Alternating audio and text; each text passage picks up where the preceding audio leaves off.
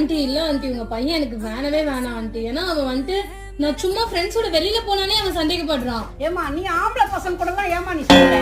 ஆம்பளை பசங்க கூட சுத்தினா இதே 4 பொண்ணுங்கிட்ட கூட போய் பழகு, அவன் கேட்க மாட்டான். நீ ஆம்பளை பசங்க கூட போய் சுத்துறதுனால தான் அவன் கேட்கறான்.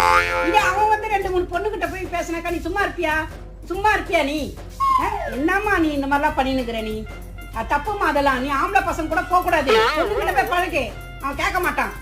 அவன் போய் 4 பொண்ணு கூட சுத்துற, நீ கண்டிப்பா நீ போன் பண்ணுவியா இல்லையா? போன் பண்ணுவேன், கேட்ப ஏன் போய் சுத்துறேன்ட்டு.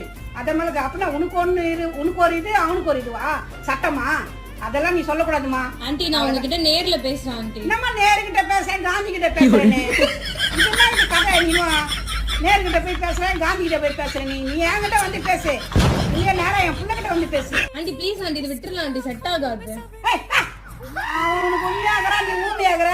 ஊமை ஊரை கெடுக்கணும் சும்மா ஆண்டி கண்டின்னு.